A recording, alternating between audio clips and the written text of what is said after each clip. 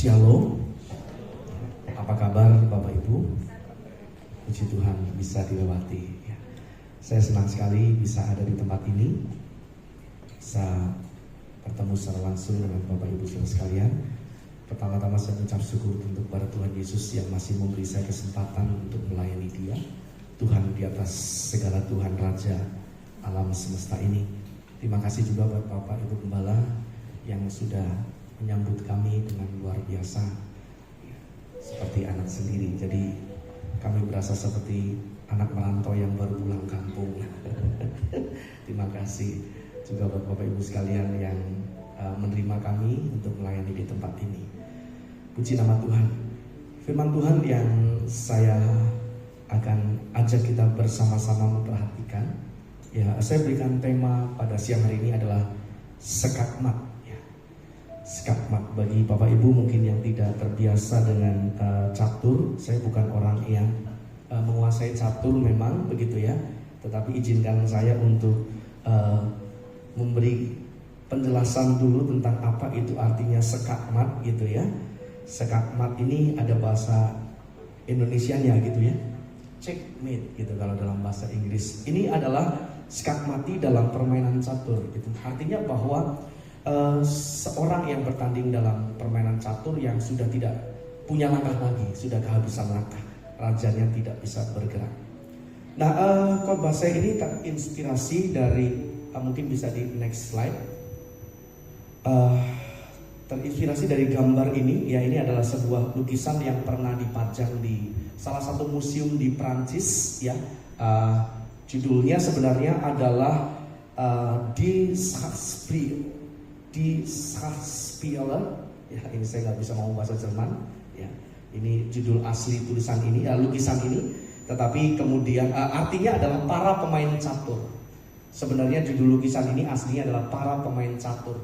Tetapi kemudian hari terkenal dengan istilah checkmate atau skakmat tadi.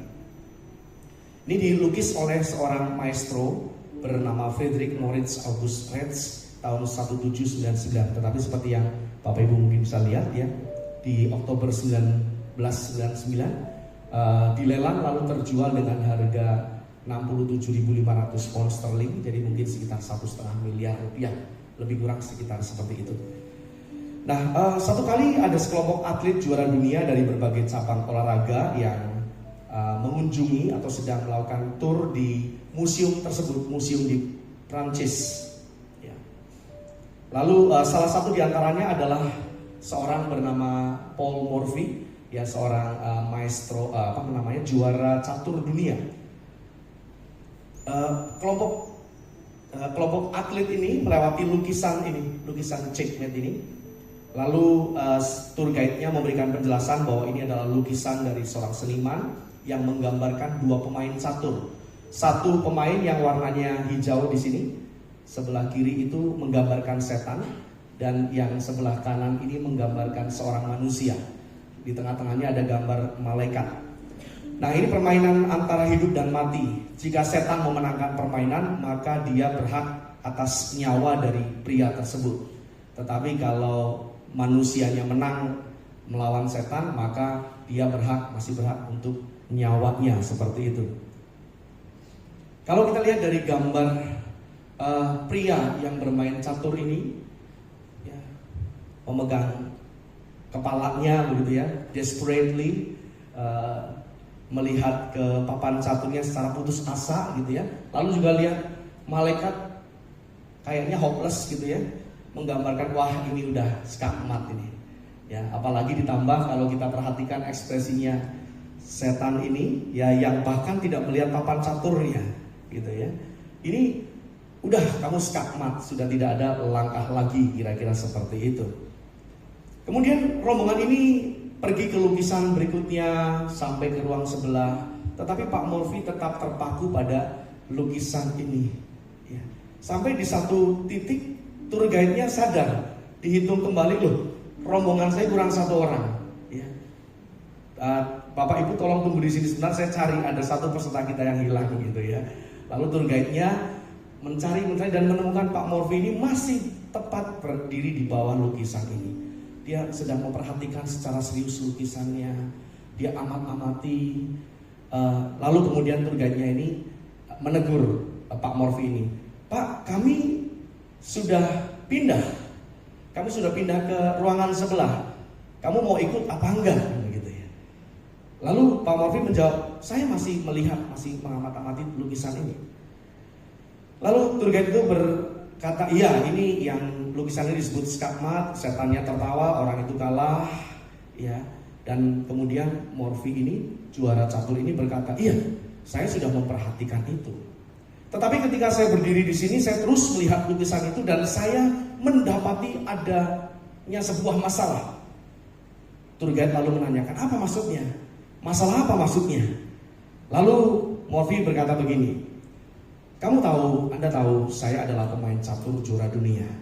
Dan saya menghabiskan hidup saya untuk bermain catur.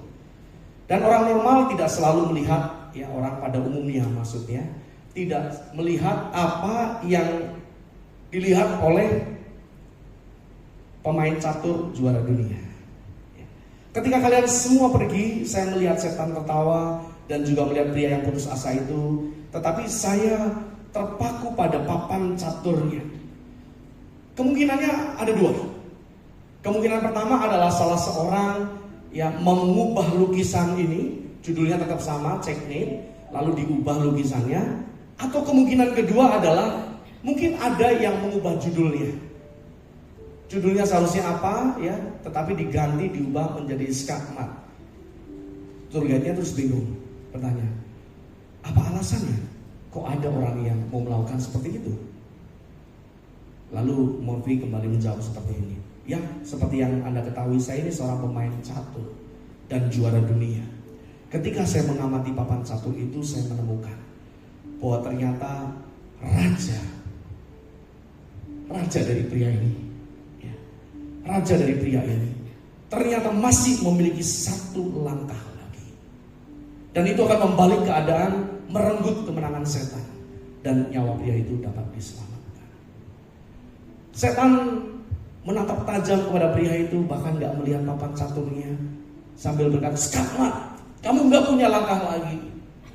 Tetapi seorang juara catur ini berkata, enggak, rajanya masih punya satu langkah lagi.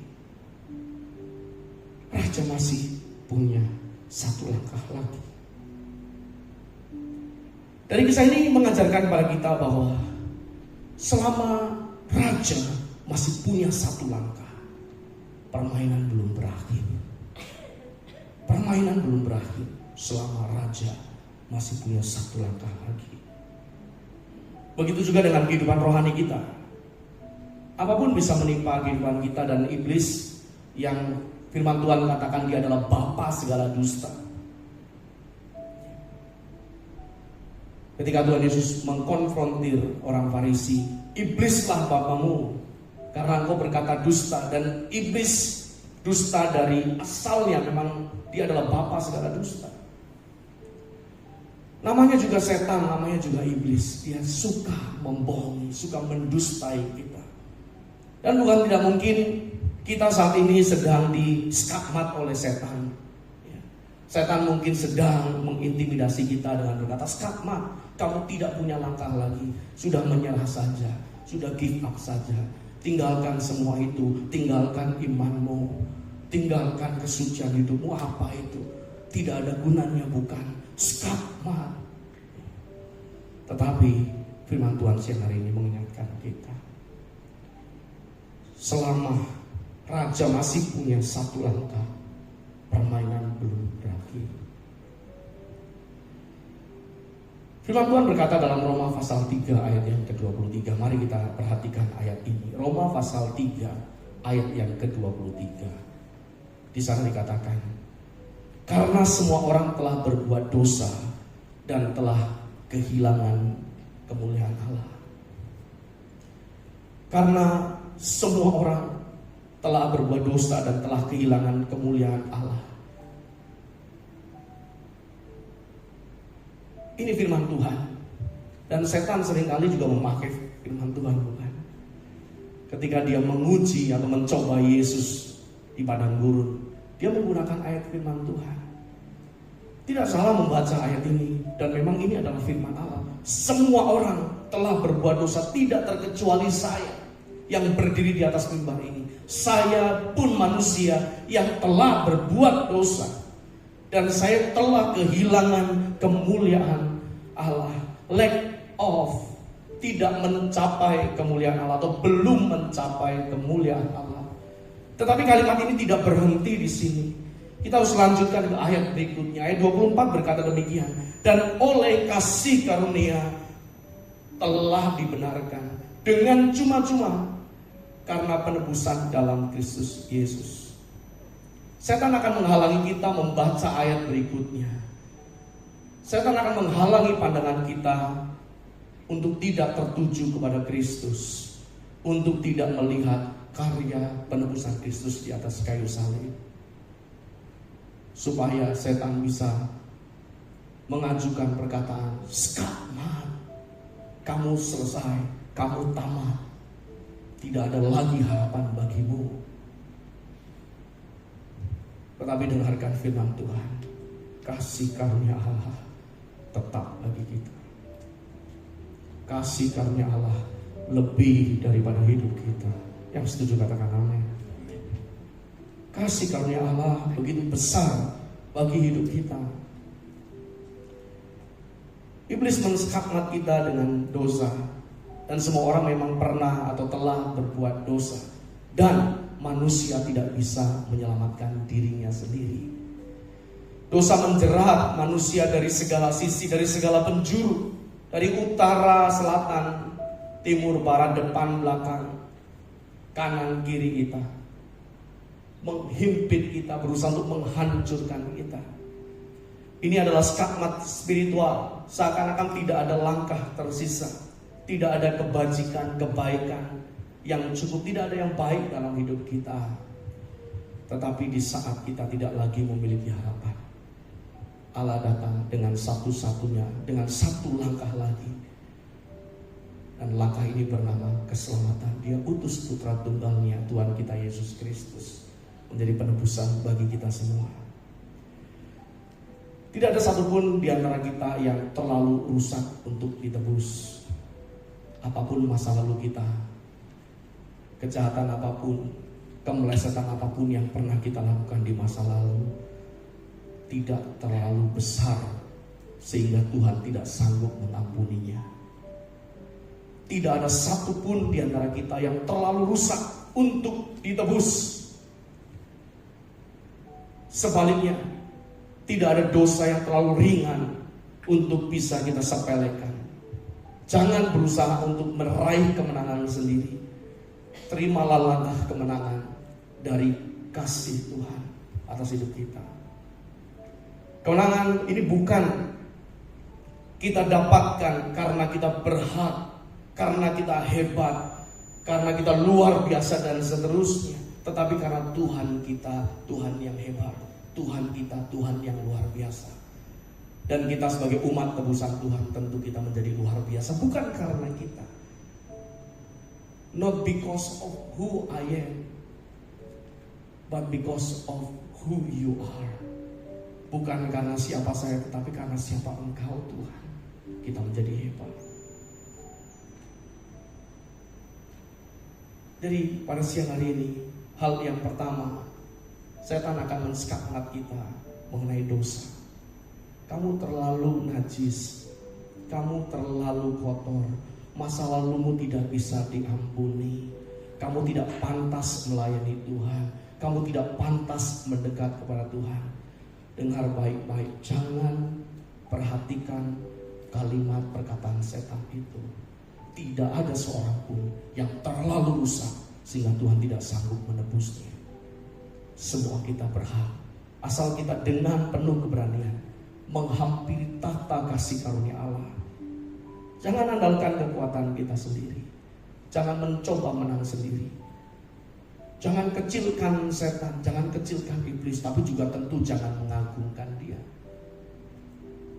jangan membesar-besarkan dia, tetapi sekaligus juga jangan terlalu mengecilkan dia. Kenali musuh kita secara proporsional. agar kita tahu bagaimana cara menaklukkannya, mengalahkannya.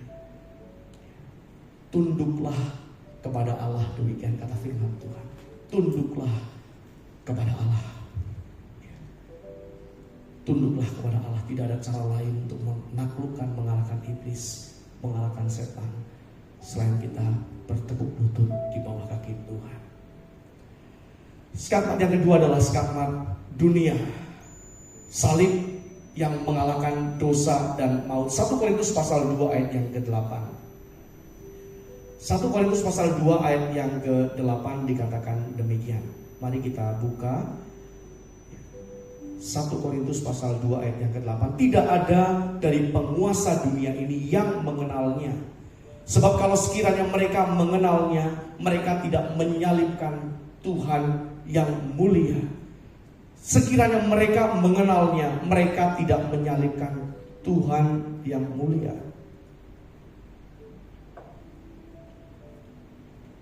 Orang-orang pada zaman Yesus, orang-orang pada zaman Yesus 2000 tahun yang lalu, terutama para pembesar-pembesar, para penguasa-penguasa dunia, imam-imam ahli Farisi yang menyalibkan Yesus, adalah orang-orang yang tidak mengenalnya, tidak bisa mengidentifikasi bahwa, tidak bisa mengenali bahwa inilah Mesias yang dijanjikan oleh Allah berulang kali melalui nubuatan para nabi.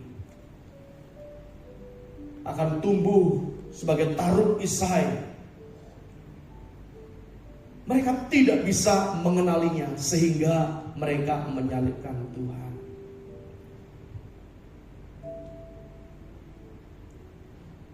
Skakmat yang kedua, iblis menggunakan dunia ini untuk memojokkan kita. Dunia yang tidak mengenal Kristus, dunia yang hidup dengan segala kefasikannya, segala kejahatannya. Dan kita tertarik, atau kita ditarik, lebih tepatnya, kita ditarik untuk mengikuti arus dunia.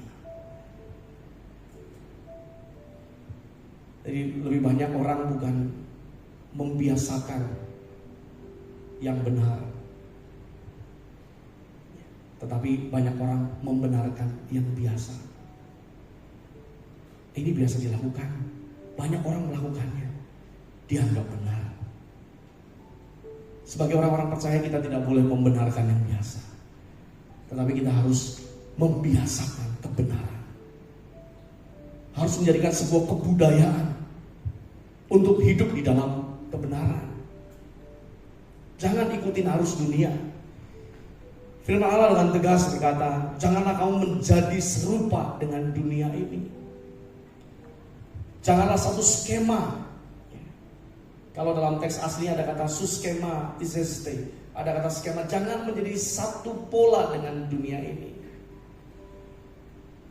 Jangan kamu mau dibentuk oleh dunia ini. Tetapi itulah yang menjadi senjata setan yang dilancarkan kepada kita. Ada arus besar, kamu ikut saja, kalau tidak kamu mati. Kalau kamu gak ikutin dunia, kamu akan mati. Bagaimana mungkin kamu bisa bertahan dalam pekerjaan kamu kalau kamu gak ikutin arus dunia? Bagaimana kamu bisa survive dalam usaha bisnismu kalau kamu gak ikutin cara-cara dunia? Gak apa-apalah tipu-tipu sedikit. Semua orang juga melakukannya. Kalau kamu gak melakukannya, gimana caranya bisa survive? Bagaimana caranya bisa bertahan? Bagaimana caranya bisa hidup?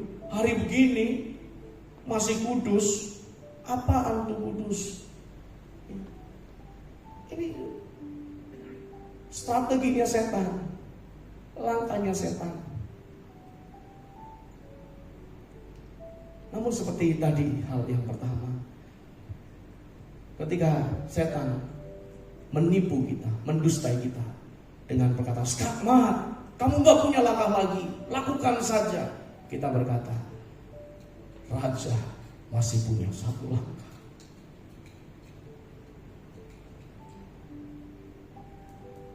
Rajaku, Tuhanku masih punya satu langkah. Jangan ikuti dunia. Sebaliknya berubahlah melalui pembaruan budimu, supaya kita bisa mengerti apa kehendak Allah. Mengapa saya ada di industri ini? Mengapa saya ada di bisnis ini? Mengapa saya ada di pekerjaan ini? Mengapa saya ada di lingkungan ini? Mengapa Tuhan tempatkan saya di sini? Tanya kepada Tuhan. Dia Allah yang hidup. Dia Allah yang selalu hadir buat kita. Jangan menyerah dengan berkata, iya, sekarang saya sudah mati, saya sudah kalah. Pupus semua harapan. Jangan berkata seperti itu. Ingat baik-baik, Raja masih punya satu langkah lagi. Temukan langkah itu, pelajari langkah itu, dan melangkahlah bersamanya. Ikutilah langkah itu. Setan menipu, mengecoh kita agar kita mengikuti dunia. Tetapi salib Kristus mengingatkan kepada kita bahwa puncak kemenangan ilahi dimulai sejak saat Kristus menyerahkan nyawanya ke tangan Bapa. Biyadeka afkid ruhi, ke dalam tanganmu kuserahkan nyawaku. Setan melihatnya sebagai kekalahan. Setan memandang itu sebagai skakmatnya atas Yesus. Tapi dia lupa satu hal, bahwa sebenarnya itu adalah langkah terakhir Sang Raja kita, Elohim Yahweh. Dia majukan jagoannya, putra tunggalnya, Tuhan kita Yesus Kristus. Selama kita masih berjalan bersama dengan Kristus, yang adalah langkah terakhir dari Raja, kita pasti akan mengalami kemenangan. Kemenangan pasti ada menjadi bagian kita.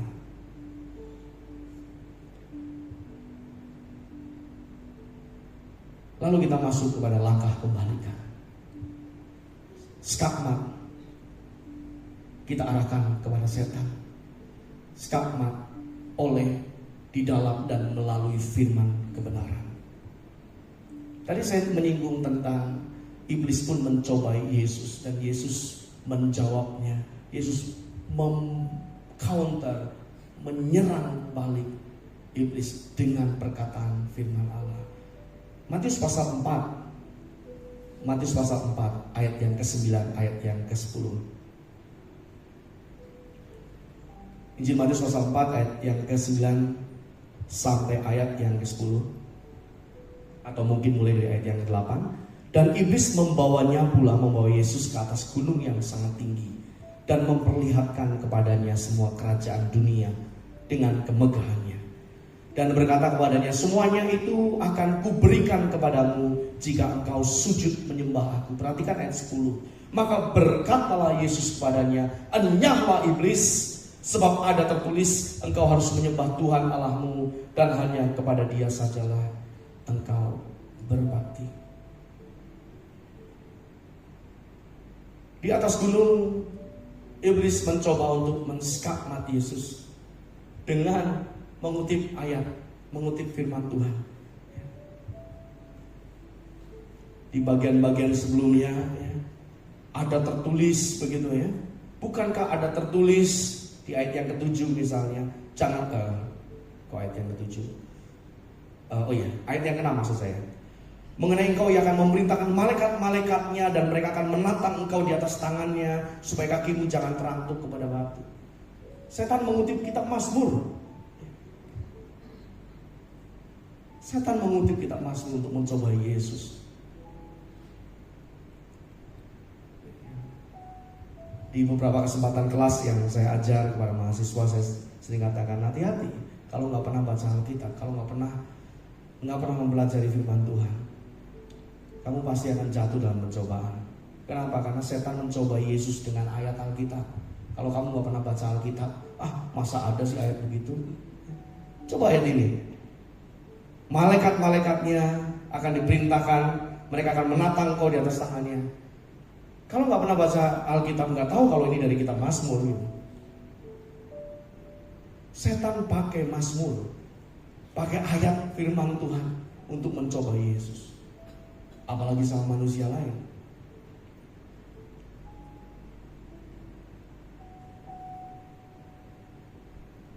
Di atas gunung, setan melakukan langkah terakhirnya. Dia mencoba untuk skakmat Yesus. Sembah aku, kuberikan keindahan dunia ini. Semua kerajaan dunia ini akan kuserahkan kepadamu beserta dengan kemegahannya. Kalau boleh saya parafrasekan, kalau boleh saya kalimatkan dengan bahasa saya sendiri. Setan sedang berkata begini, kamu lihat betapa besarnya dunia ini. Kamu lihat betapa indahnya dunia ini. Bagaimana kamu bisa memperoleh itu? Udah gak ada cara lain. Skakmat. Sembah aku. Ini cuma satu-satunya langkah yang kau punya. Mati saja. Skakmat. Ikuti saya, sembah saya. Ku berikan kepadamu. Gimana kamu memperoleh dunia ini? Juru selamat apaan itu? Ini kalau boleh saya bahasakan dengan kalimat saya, skakmat saja sudah. Tetapi Yesus membalikan keadaan dengan menyebut firman Tuhan. Ayat yang ke-10 tadi, enyahlah iblis sebab ada tertulis, engkau harus menyembah Tuhan Allahmu dan hanya kepada Dia sajalah engkau berbakti. Tuhan Yesus mengutip dari kitab Ulangan pasal yang ke-6 dan pasal yang ke-8 untuk membalikan serangan iblis. Dia tidak menggunakan kekuatan sendiri, tapi dia membalikan keadaan bersama dengan firman Tuhan, bersama dengan kekuatan Allah, bersama dengan kekuatan Elohim Yahweh Bapanya. Kalau Yesus sangat bergantung, sangat mengandalkan kekuatan dari Bapanya di surga, apalagi kita. Jangan sampai kita tidak mengandalkan Tuhan dalam hidup ini. Jangan sampai kita menjadi sombong, menjadi angkuh, arogan, merasa bisa berjalan sendiri. Akuilah kelemahan kita, tetapi justru di dalam kelemahan kita inilah kita menjadi kuat karena kita memiliki Allah yang kuat. 2 Korintus pasal 4 ayat yang ke-7 sampai dengan ayat yang ke-10. Ini ayat-ayat yang begitu indah, begitu manis untuk kita perhatikan. 2 Korintus pasal 4 ayat yang ke-7 sampai dengan ayatnya yang ke-10.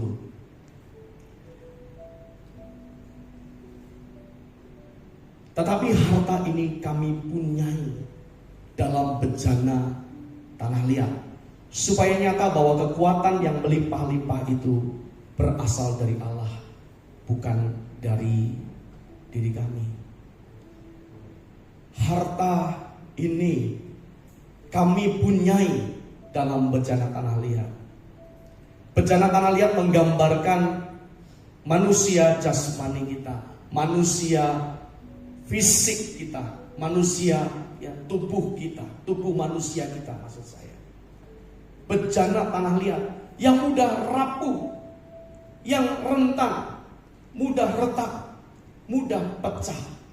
Begitulah keadaan manusia, terutama semakin menjelang akhir dari akhir zaman ini. Semakin rapuh, semakin rentan. Tetapi harta ini kami punyai. Harta ini kami punyai. Tentu harta yang dimaksud di sini kalau kita melihat ayat-ayat sebelumnya tidak lain merujuk kepada satu pribadi, yaitu yang mulia Tuhan kita Yesus Kristus. Dari dalam gelap akan terbit terang, demikian kata ayat yang ke-6. Ia juga membuat terangnya bercahaya di dalam hati kita, supaya kita beroleh terang dari pengetahuan tentang kemuliaan Allah yang nampak pada wajah Kristus. Supaya wajah Kristus nampak dalam hidup kita, supaya kita memancarkan kemuliaan Allah. Kemuliaan Allah yang ditampakkan, kemuliaan Allah yang dipancarkan melalui wajah Kristus. Adakah itu juga memancar dari kehidupan kita? Betul, tubuh jasmani kita bagaikan bejana tanah liat, kering, rapuh, sering merasa tidak berguna dan seterusnya. Kita akui kelemahan kita, karena firman Tuhan berkata, justru dalam kelemahanlah engkau kuat, kasih karuniaku cukup bagimu. Jangan bermegah pada apa yang kelihatan. Jangan menaruh pengharapan kita pada hal yang bersifat fana, bersifat sementara, yang saat ini bisa kita lihat, tetapi suatu saat pasti akan kita tinggalkan. Tetapi lihatlah, tembus sampai ke dalaman batinnya kita, harta abadi kita.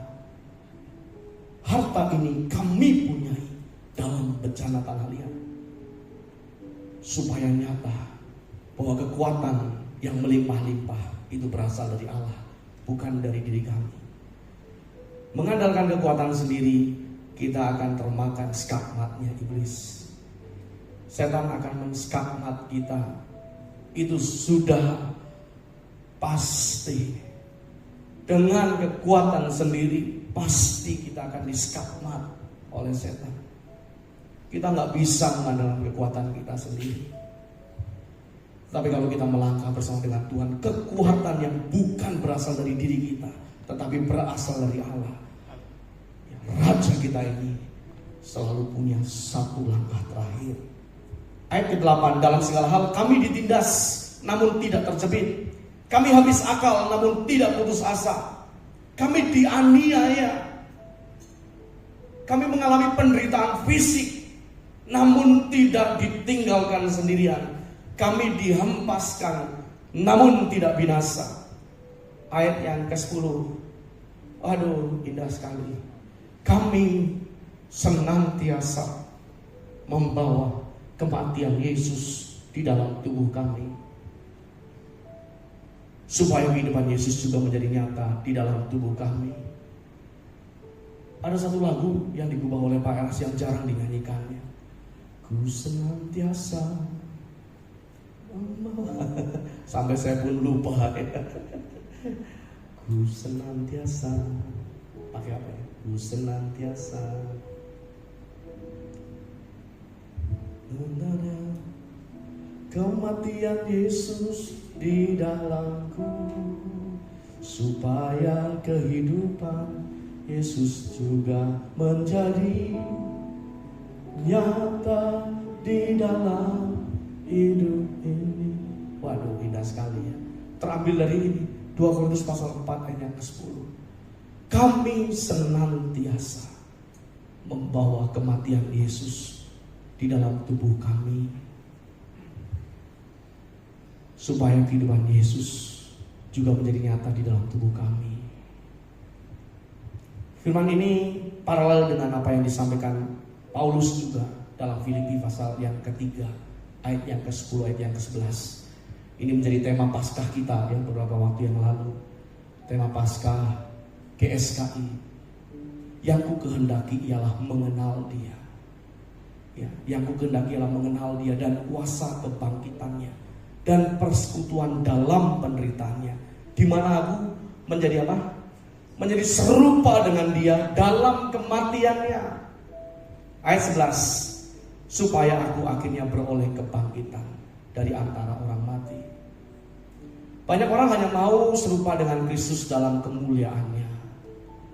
Banyak orang hanya mau serupa dengan Kristus dalam kuasanya, dalam mujizatnya.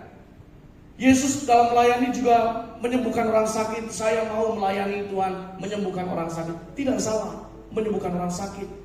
Bahkan tidak salah bernubuat demi nama Tuhan. Tidak salah sampai membangkitkan orang mati dari antara orang mati. Enggak salah. Tetapi menjadi masalah, apakah kita dikenal oleh Tuhan? Apakah kita sudah mengenal kuasa kebangkitannya Dan itu hanya bisa kita kenal kalau kita menjadi serupa dengan Dia dalam kematiannya. Firman Tuhan mengajak kita pada siang hari ini untuk membawa kematian Yesus di dalam tubuh kita. Bukan sebuah ajakan yang mudah. Sebuah ajakan yang mudah adalah, Bapak Ibu, siapa yang mau diberkati boleh angkat tangan. Ini ajakan yang mudah. Ajakan untuk angkat tangan. Siapa yang mau diberkati melimpah-limpah? Kau akan menjadi kepala, tidak menjadi ekor. Kau akan terus naik dan tidak turun. Ini ajakan yang mudah. Saya bukan anti kemakmuran. Bukan. Firman Tuhan pun tidak melarang. Abraham orang kaya, orang makmur. Banyak orang-orang tokoh Alkitab yang punya kekayaan melimpah. Tetapi kalau kemakmuran duniawi menjadi fokus hidup kita, tinggal tunggu waktu. Cepat atau kilat, bukan cepat atau lambat, cepat atau kilat, kau akan disekakmat oleh setan. Bukan cepat atau lambat, cepat atau kilat. Cepat atau singkat, engkau akan disekakmat oleh setan. Ajakan ini tidak mudah, Bapak Ibu Saudara sekalian. Tetapi sebagai hamba Tuhan, saya harus menyampaikan ini. Bukan hanya untuk Bapak Ibu Saudara, tetapi juga terutama untuk saya. Ajakan untuk yuk mati yuk. Ayo mati yuk. Bukan meninggal dunia. Matikan kedagingan kita. Matikan hawa nafsu kita. Matikan kesombongan kita. Matikan kebiasaan-kebiasaan lama kita yang Tuhan tidak ikut menikmatinya. Matikan kebiasaan kita senang-senang sendiri, hidup semau gue, suka-suka sendiri. Ini hidup-hidup gue. Mau apa lo? Itu yang kita matikan. Bukan ajakan yang mudah. Tetapi Allah rindu menjamin kemenangan kita. Allah rindu kita bukan hanya menang di bumi ini, tetapi sampai di keabadian. Sampai boleh kita berikan tepuk tangan untuk kita. Buat apa kita menang hanya di bumi ini? Tapi Allah mau kita menang sampai di keabadian. Kita harus sampai kepada puncak ini. Kami senantiasa membawa kematian Yesus dalam tubuh kami, supaya juga hidup Yesus nyata di dalam tubuh kami. Supaya kehidupan Yesus nyata di dalam tubuh kami. Kita tidak bisa mengandalkan kekuatan sendiri, tetapi saat kita menyerah kepada Sang Raja, kita berserah kepada Tuhan, Raja di atas segala raja. Dia memiliki satu langkah. Dia selalu punya satu langkah. Dan kalau kita melangkah berjalan bersama dengan Dia, permainan berpihak pada kita dan kemenangan menjadi bagian kita. Kemenangan menjadi bagian kita. Jangan menyerah. Jangan menyerah kepada setan, maksud saya. Berserahlah kepada Tuhan. Jangan menyerah kepada keadaan. Jangan menyerah kepada dunia. Jangan menyerah kepada dosa. Jangan termakan oleh tipu daya setan. Tapi berserahlah kepada Tuhan. Percayakan hidupmu kepada Raja yang tidak pernah kehabisan strategi. Raja yang selalu memiliki satu langkah lagi buat kita. Dia pribadi yang ahli membalikkan keadaan. Saat ini seakan-akan tidak ada jalan. Saat ini seakan-akan kita jalan buntu, tidak ada langkah lagi. Ingat ini baik-baik. Dia pribadi yang ahli membalikkan keadaan kita. Dia selalu punya langkah terakhir buat kita. Puji nama Tuhan, berikan kemuliaan buat Tuhan. Selamat melangkah berjalan dengan Tuhan. Tuhan memberkati kita semua. Mari kita